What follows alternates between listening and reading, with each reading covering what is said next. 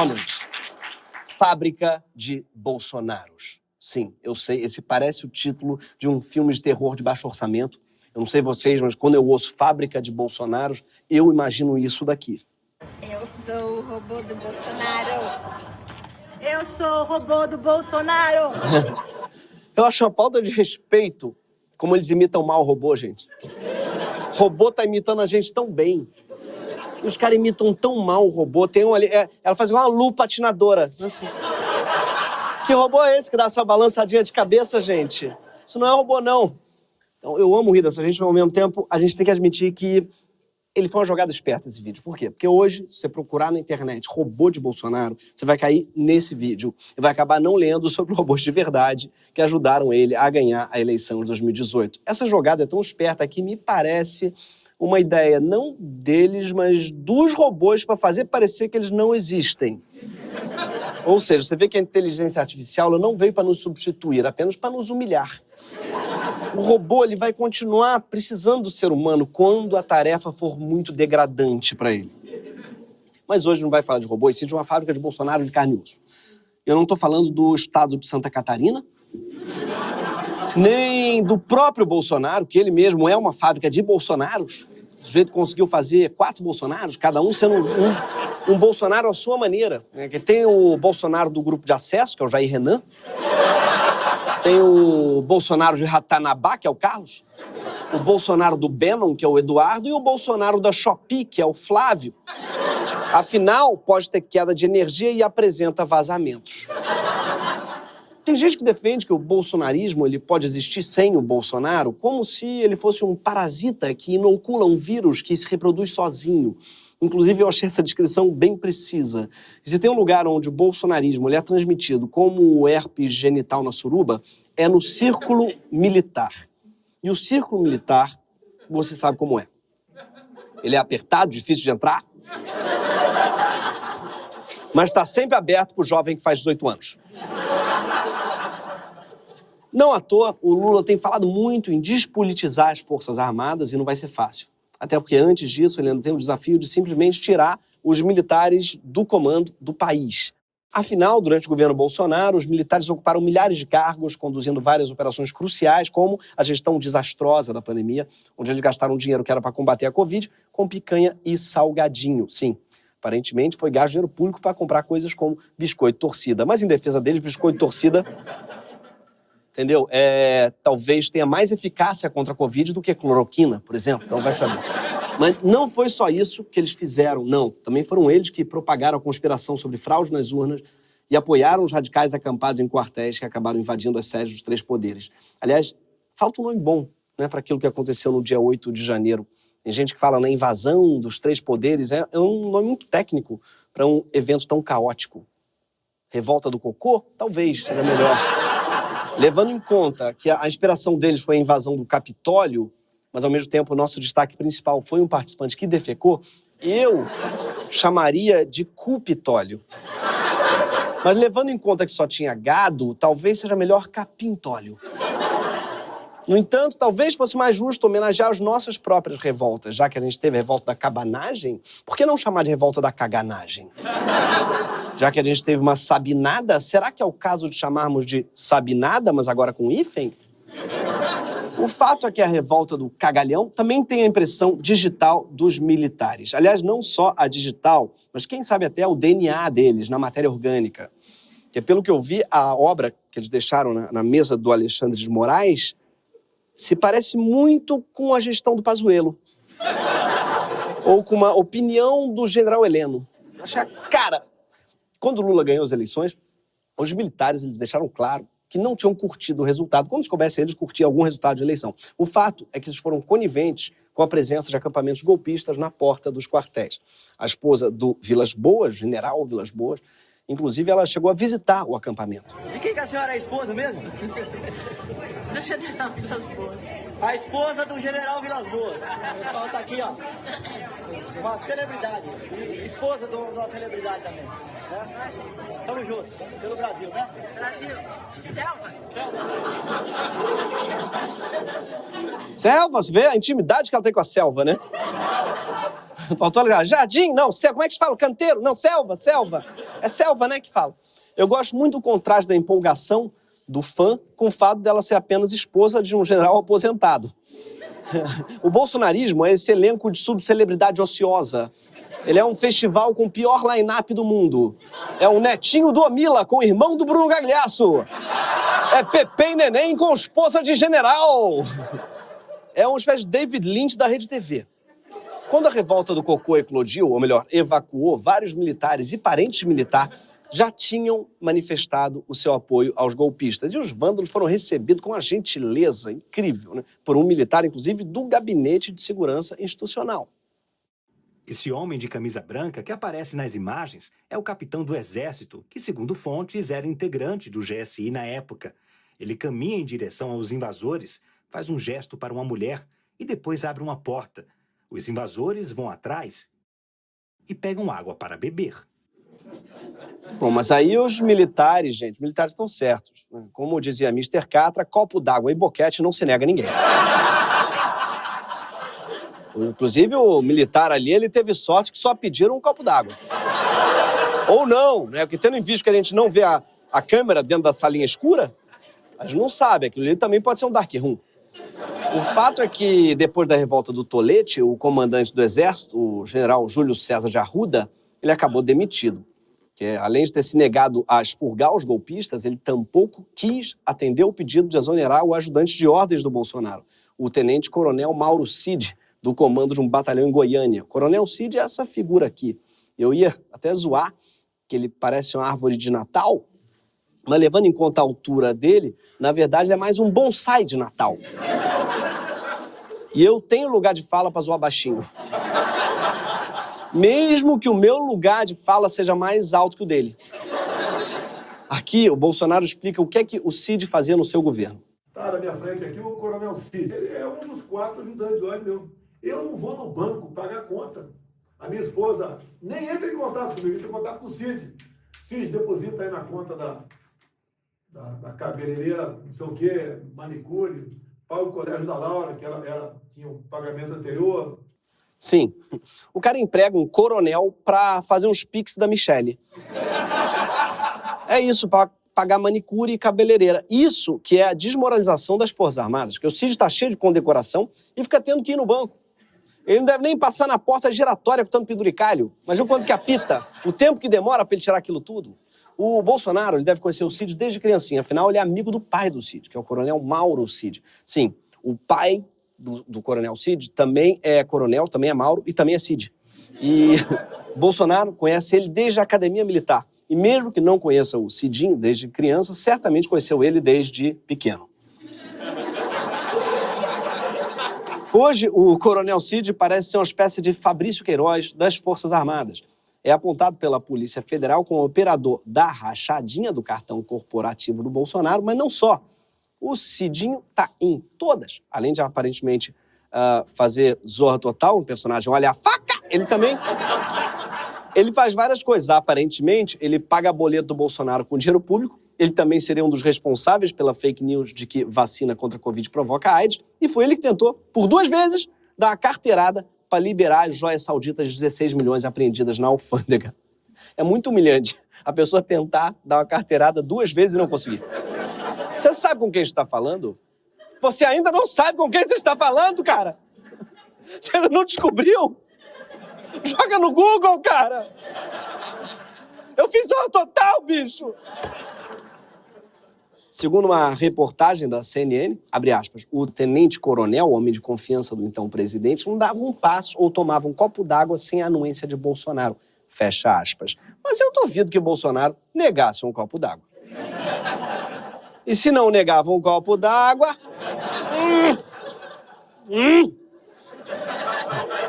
Eita! Vocês entenderam. Olha, a faca! As Forças Armadas parecem estar cheias de Coronel Cid, além do próprio Coronel Cid e do pai do Coronel Cid, que também é Coronel Cid. Então, foi fácil para Bolsonaro incitar os militares contra a própria democracia. Não que os militares tenham virado golpistas a mando do Bolsonaro. Ele já tem esse know-how há séculos. Enquanto o Bolsonaro estava indo com leite condensado, os militares já estavam voltando com prótese peniana.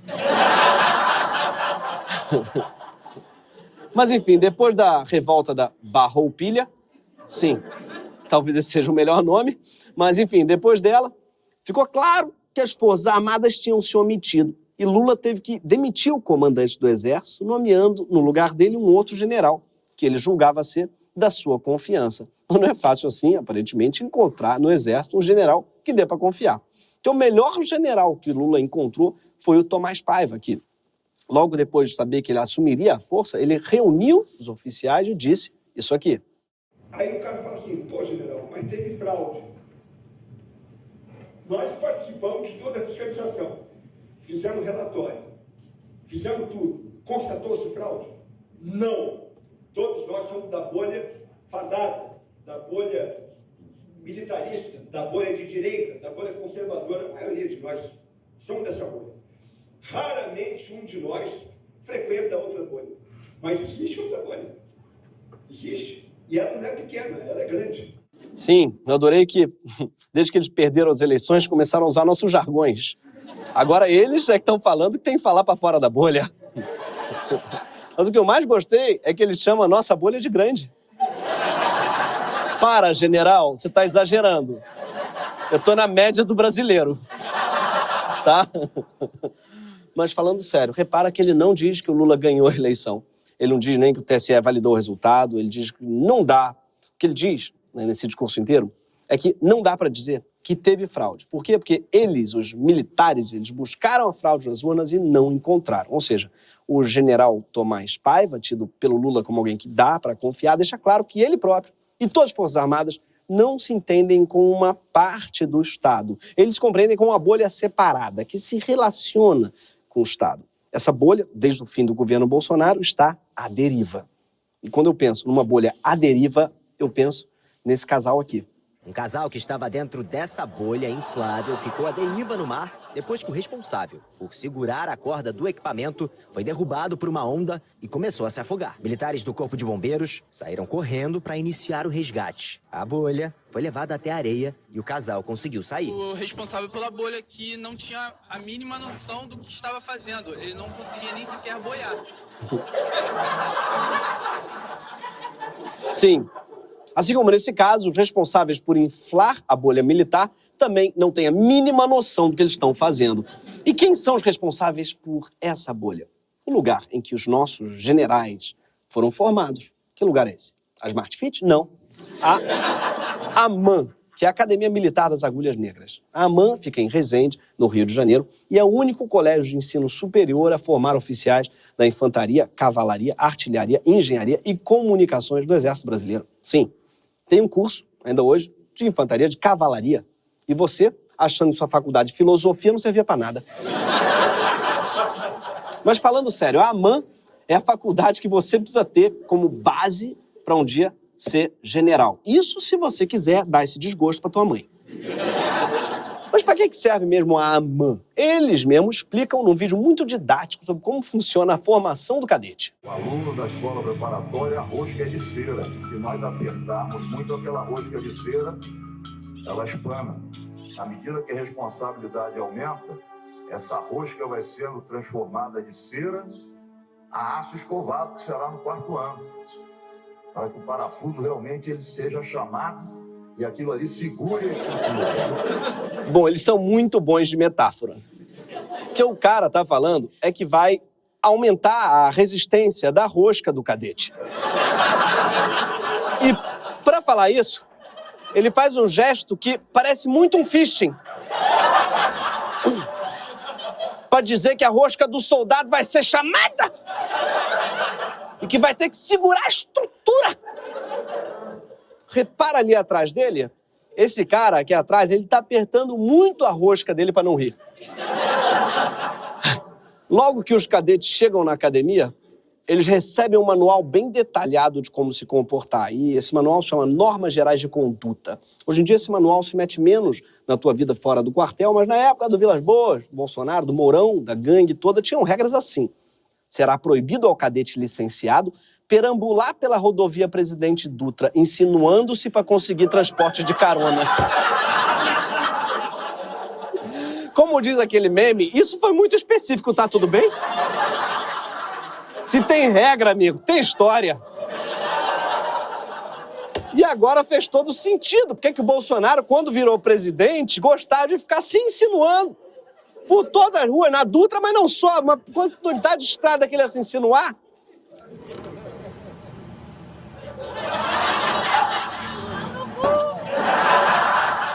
O bom é que o Bolsonaro fez a MAN e a rosca dele deve ser resiliente. Então não precisa se preocupar. Mas tem uma coisa mais importante que a MAN ensina, que não tem a ver, né, com não se insinuar na presidente Dutra. Porque é nas agulhas negras que nossos futuros generais aprendem que eles são diferentes, são superiores.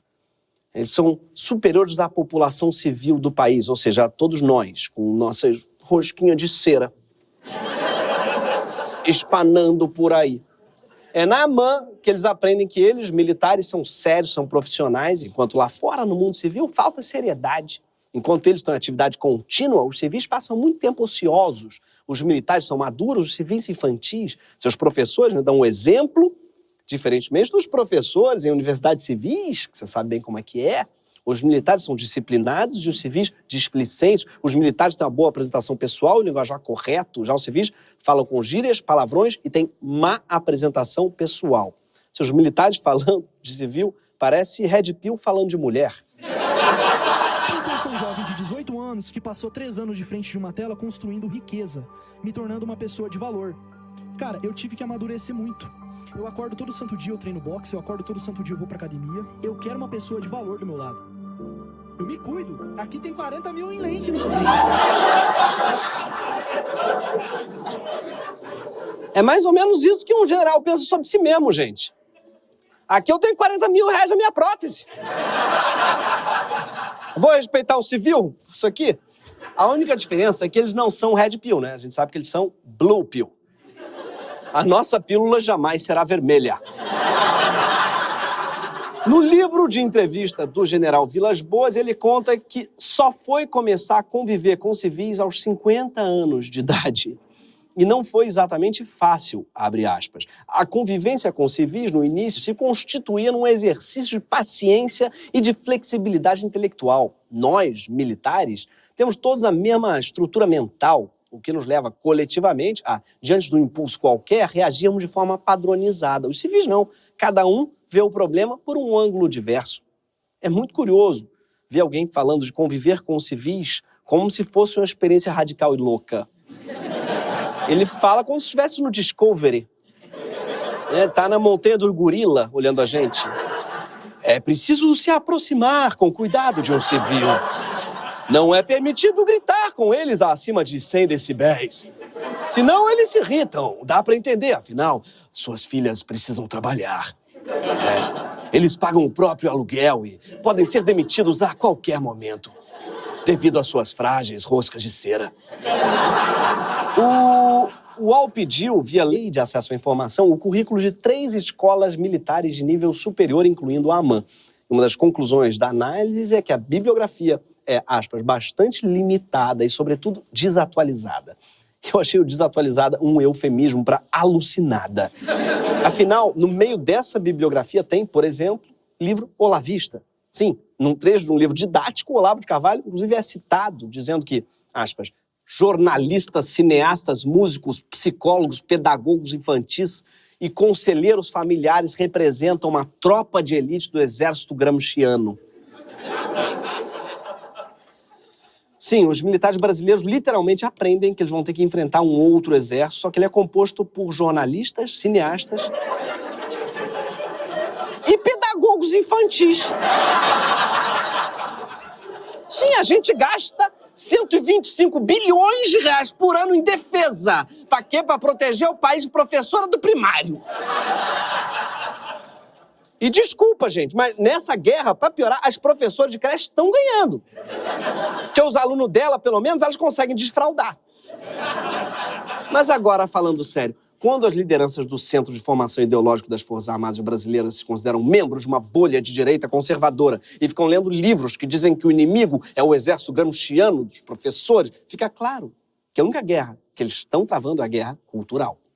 É por isso mesmo que mexer na formação desses oficiais, naquilo que forja e perpetua a cultura militar, é o primeiro passo para tirar as Forças Armadas desse papel de tutela do país que eles inventaram para si mesmos. Só que para academias como a AMAN serem reformadas, não dá para a gente pressionar o Ministério da Educação. Por quê? Porque a educação militar ela é regida por uma lei própria. Sim. Até os colégios militares têm uma grade curricular diferente dos demais colégios públicos e particulares. E esses colégios funcionam como uma espécie de categoria de base da AMAN. Hoje, são 14 colégios militares pelo Brasil que recebem farto financiamento público, mas reservam as vagas preferencialmente para filhos de militares. Ou seja, é uma casta financiada por todos os brasileiros, mas que se perpetua de maneira hereditária. Eles são os maiores nepo babies do Brasil. A começar pelo Pazuello, que não parece um bebê idoso, eu acho. Até hoje, livros didáticos dessas escolas ainda falam da ditadura de 64 como uma revolução. Sim, um livro adotado nesses colégios afirma que o golpe militar foi promovido por grupos moderados e respeitadores da lei. Repare que ele falou da lei, no singular, só não disse qual, né? Que lei? A leitada que o Brasil tomou na cara. Só pode ser. Outro livro, 500 anos de história do Brasil, diz que a guerrilha do Araguaia terminou após a fuga dos líderes. O que é mentira? Os militantes foram espancados, torturados, decapitados e os restos desaparecidos. No regimento interno dos colégios militares, diz que todos os estudantes precisam seguir valores, costumes e tradições do Exército Brasileiro.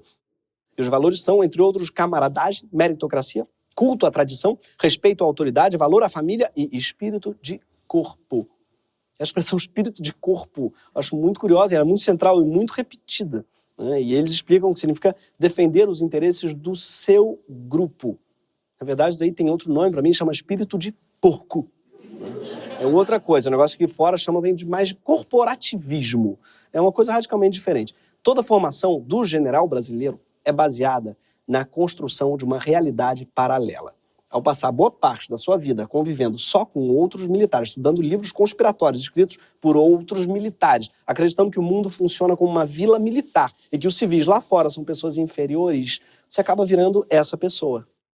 Eu não sabia nem o que era o SUS, porque eu passei a minha vida sendo tratado também em instituição pública, mas específica do Exército. Vim conhecer o SUS a partir desse momento da vida e compreendi a magnitude dessa ferramenta que o Brasil nos brindou. Ele é a Maria Antonieta do Exército Brasileiro. Ele não se ligou que não pega muito bem para o ministro da Saúde dizer que não sabe o que é o SUS. Mas ele fala isso sem problema, porque ele passou a vida dentro da bolha militar. E ele cuidou do SUS mais ou menos igual o cara da bolha no mar de Copacabana. Ele não conseguia nem sequer boiar. Olha, em defesa... É muito humilhante essa frase. Ele não conseguia nem sequer boiar. É muito triste pra caramba isso, meu Deus. E é meio Pazuello, né? Não conseguiu nem sequer boiar, é isso. Afundou. Olha, em defesa desse cara da bolha, dá pra dizer que esse cara cuidava da bolha, que não cuidava da bolha no mar de Copacabana, pelo menos eu imagino que ele não tenha direito a uma previdência própria, né? Eu imagino que a filha dele não vai ganhar pensão vitalícia. Pazuello, vai lembrar, é um general de 3 estrelas. Grande merda, deve estar pensando, o Ibis também. Mas, para general, isso significa quase o topo da hierarquia. Sim, o topo é 4 estrelas. Você nunca viu um general de 5 estrelas. Isso aí diz muito sobre eles. Não existe um general Sheraton, não.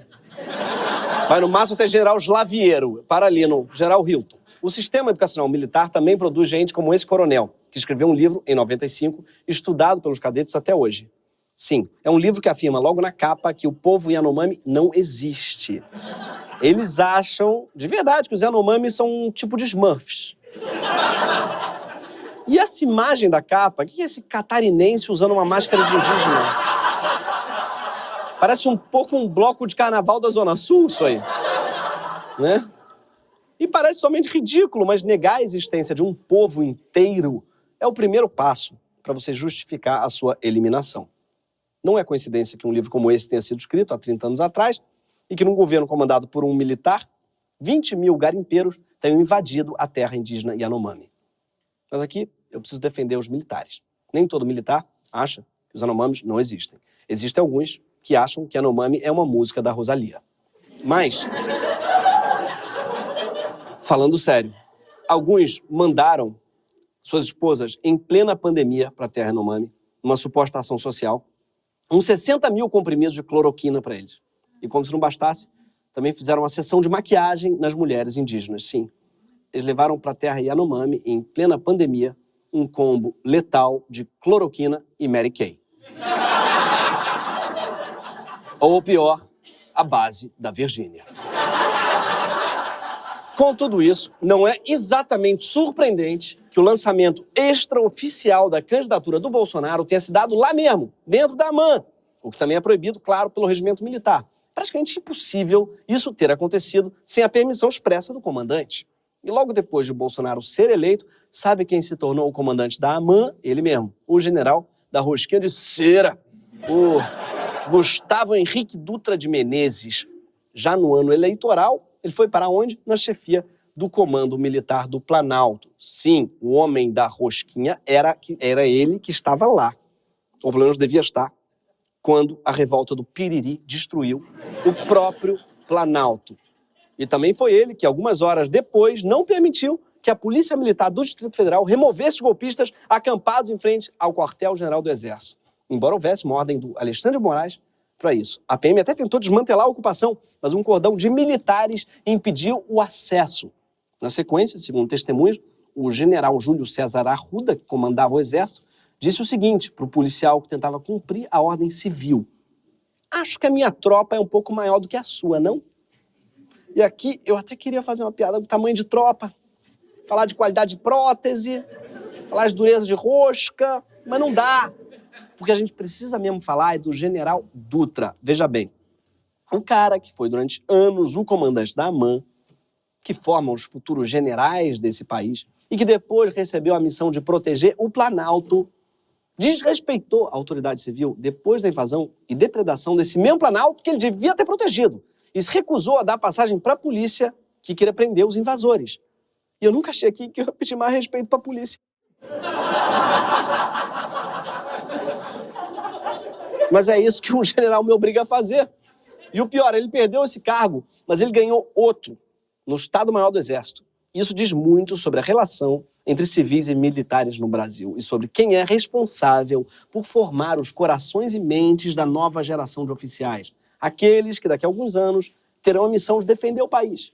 É óbvio que esse cara precisa ser responsabilizado, mas também não adianta punir o general se a fábrica de generais continua intacta.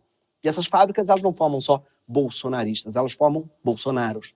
Depois de educados numa academia própria, nossos oficiais, eles acham que eles têm que ter uma previdência própria, que não é reformada nem quando a nossa é. Eles acham que precisam ter um sistema de saúde próprio, separado do SUS. Eles acham que têm que ser julgados por uma justiça própria, que valoriza mais o chamado espírito de corpo do que a verdadeira justiça. Mas a bolha militar não começa aí, ela começa antes. Por isso, se a gente quiser parar de ser tratado como um bando de civil inútil, preguiçoso, para um monte de general de pijama pago com o nosso dinheiro, um bom começo é mudar a formação militar. Hoje, nossos generais acham que tem que tutelar a sociedade civil lá de dentro da bolha deles. Então está na hora de usar as agulhas negras para furar essa bolha. A AMAN precisa de uma intervenção civil. E nossos militares estão claramente precisando da nossa tutela. E a verdade é que, apesar de tudo, a nossa tropa ainda é maior do que a deles. E depois de tantos anos se fudendo, a nossa rosca é de adamantium. Esse foi o Greg News.